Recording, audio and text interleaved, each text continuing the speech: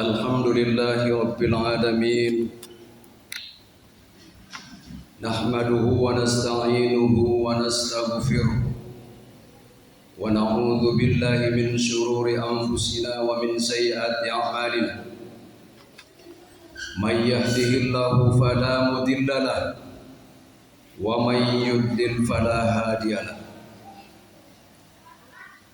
Asyhadu an la ilaha illallah wahdahu la syarika lah. Iyyahu na'budu wa iyyahu nasta'in. Wa asyhadu anna Muhammadan abduhu wa rasuluhul mab'utsu rahmatan lil alamin. Allahumma shalli ala sayyidina Muhammad wa ala alihi wa ashabihi ajma'in, amma ba'd. قال الله تعالى في القرآن الكريم: يا أيها الذين آمنوا اتقوا الله حق تقاته ولا تموتن إلا وأنتم مسلمون. وقال أيضا: إن الذين آمنوا ثم كفروا ثم آمنوا ثم كفروا ثم ازدادوا كفرا لم يكن الله ليغفر لهم ولا ليهديهم سبيلا. صدق الله العظيم وصدق رسول النبي الكريم. Kaum muslimin jamaah Jum'ah rahimakumullah, kita bersyukur kepada Allah Subhanahu wa taala bahwa Allah yang Maha Rahman, Maha Rahim, yang telah memberikan kita kesempatan untuk bisa berkumpul di tempat yang diberkahi dan dimuliakan oleh Allah Subhanahu wa taala. Salam dan salawat tercurah kepada junjungan Nabi besar Muhammad sallallahu alaihi wasallam sebagai uswatun hasanah, contoh tauladan yang terbaik bagi seluruh umat manusia, bahkan alam semesta. Jamaah Jum'ah rahimakumullah, manusia setelah diciptakan lalu diberikan tugas sebagai hamba, sebagai pengabdi, kewajibannya menyembah Allah Subhanahu wa taala. Wa ma khalaqtul jinna wal insa illa liya'budun. Dan tiadalah kami ciptakan jin dan manusia melainkan supaya mereka menyembahku. Lalu diberi tugas sebagai khalifah di muka bumi. Wa idz qala rabbuka lil malaikati inni ja'ilun fil ardi khalifah.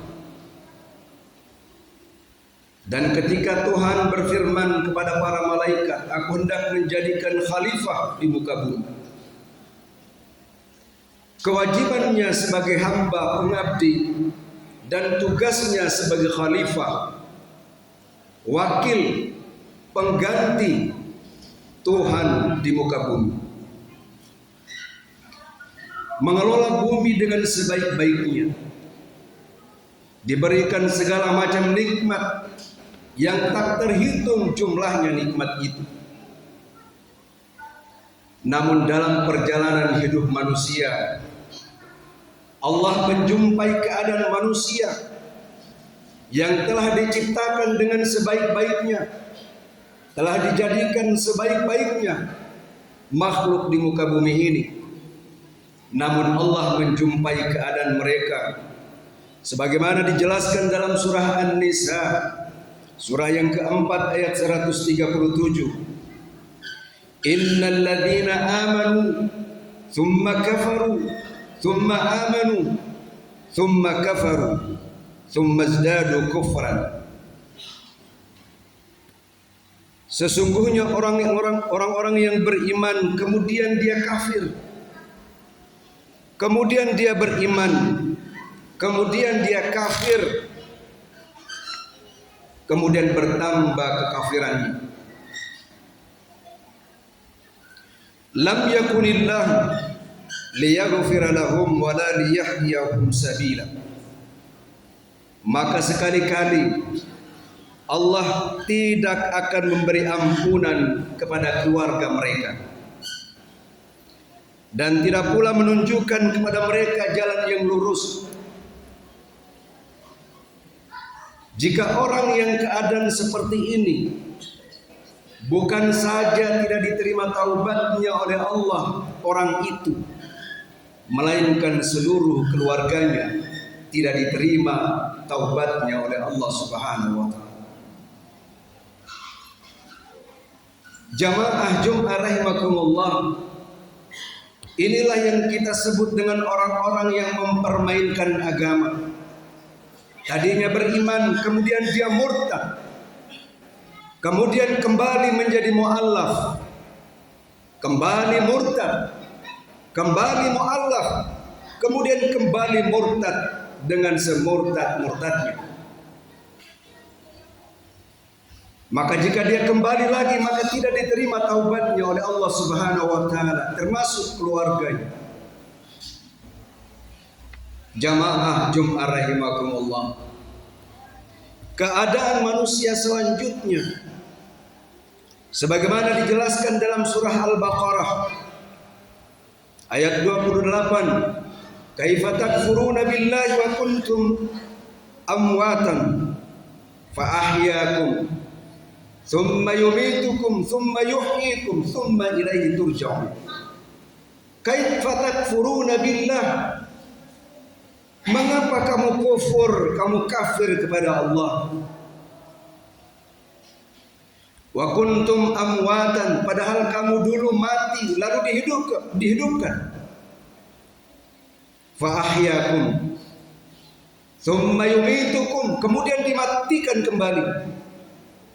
Thumma ilaihi turja'un. Thumma yuhyikum, dihidupkan kembali. Thumma ilaihi turja'un, kemudian hanya kepadanya, kepada Allah kamu dikembalikan. Rupanya beginilah keadaan manusia yang dijumpai Allah Subhanahu wa taala setelah Allah menciptakan. Sudah diberikan nikmat yang begitu banyak, maka wajarlah kalau Allah mempertanyakan nikmat-nikmatnya itu. Fabi ayyi ala'i rabbikuma tukadziban, maka nikmat yang mana lagi yang kamu dustakan?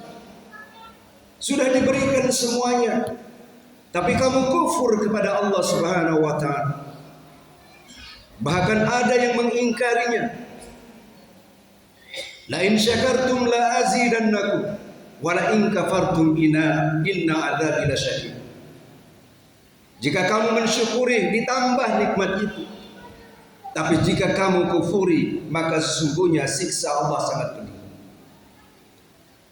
Jamaah Jumat rahimakumullah, lalu apa solusi yang harus kita lakukan jika keadaan manusia seperti ini yang dijumpai Allah Subhanahu wa taala?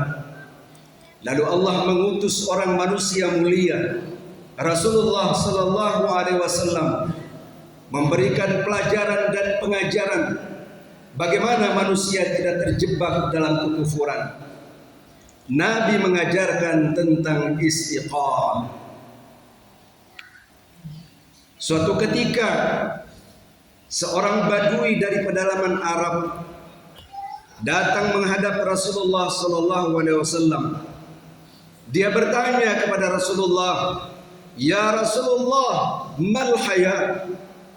Ya Rasulullah, apa itu hidup?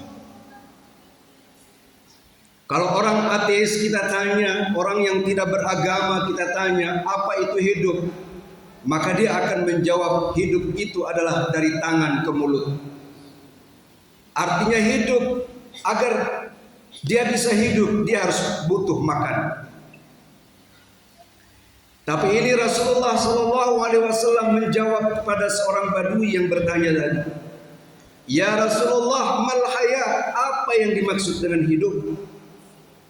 Rasulullah menjawab, al-haya amantu billah thumma istaqim. Yang dimaksud dengan hidup itu adalah engkau beriman kepada Allah, kemudian teguhkanlah pendirian. Dalam riwayat yang lain, Amrah Sufyan bin Abdullah bertanya kepada Rasulullah, berkata kepada Rasulullah, ya Rasulullah, tolong sampaikan kepadaku satu kalimat saja. Satu kalimat saja yang tidak akan saya bertanya kepada yang lainnya, kecuali hanya kepada engkau ya Rasulullah.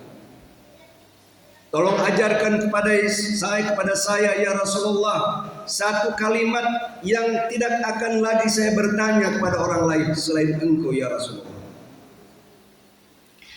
Rasulullah menjawab kepadanya, qul amantu billah thumma istaqim. Katakanlah engkau beriman kepada Allah, kemudian teguhkan pendirian. Jamaah Jum'ah rahimakumullah. Lalu bagaimana kita bisa teguh pendirian dalam sebuah kalimat la ilaha illallah yang telah kita ikrarkan, asyhadu an la ilaha illallah wa asyhadu anna Muhammadar Rasulullah. Bagaimana kita istiqamah? Ada beberapa yang bisa kita lakukan. Setelah membaca dan mengkaji beberapa hadis, dapat kita simpulkan dari ayat dan hadis yang telah saya sampaikan tadi. Yang pertama, agar kita bisa istiqamah, setiap amalan yang kita lakukan harus disertai dengan niat yang ikhlas dan tulus karena Allah Subhanahu wa Ta'ala. Membantu pembangunan masjid dengan niat yang tulus karena Allah Subhanahu wa Ta'ala, maka Allah Subhanahu wa Ta'ala akan memberikan balasan yang setimpal sesuai dengan apa yang kita niatkan. Innamal a'malu binniyat wa innama likulli imri'in ma nawa. Faman kanat hijratuhu ila Allah wa rasulih fa hijratuhu ila Allah wa rasulih. Semua perbuatan itu harus dengan niat, dan segala perbuatan yang dilakukan pasti berdasarkan kepada apa yang telah kita niatkan. Maka kita berniat untuk membangun rumah Allah, membangun masjid karena Allah, maka Allah akan menilai dengan keikhlasan dan ketulusan pula sesuai dengan yang kita niatkan. Jamaah Jum'ah rahimakumullah. Yang pertama adalah dengan niat yang tulus dan ikhlas karena Allah Subhanahu wa Ta'ala. Yang kedua, kita harus memaknai kalimat ikrar yang telah kita ikrarkan di hadapan Allah Subhanahu wa Ta'ala.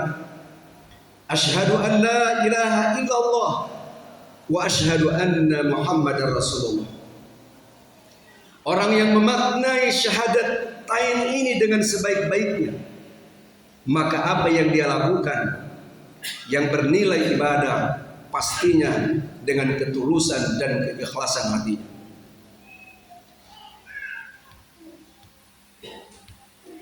Yang ketiga, jamaah yang saya muliakan, tentu sekali jangan sampai kita terlepas dari petunjuk Allah dan Rasulnya, yaitu kitabullah wa sunnatul Rasul. Kitab Allah dan surah Rasul jangan sampai kita abaikan, jangan sampai kita terjauh dari peraturan-peraturan Allah Subhanahu wa Ta'ala dan sunnah Rasulullah Sallallahu Alaihi Wasallam, dengan selalu membaca dan memahami, mengkajinya, baik Al-Quran maupun hadis Rasulullah sallallahu alaihi wasallam. Yang keempat, jamaah yang saya muliakan, agar kita bisa istiqamah dalam beribadah, taat kepada Allah dan Rasul-Nya, senantiasa kita berkumpul bersama orang-orang soleh, bersama orang-orang yang baik, bersama orang-orang yang menceritakan hal-hal yang baik dan bermanfaat.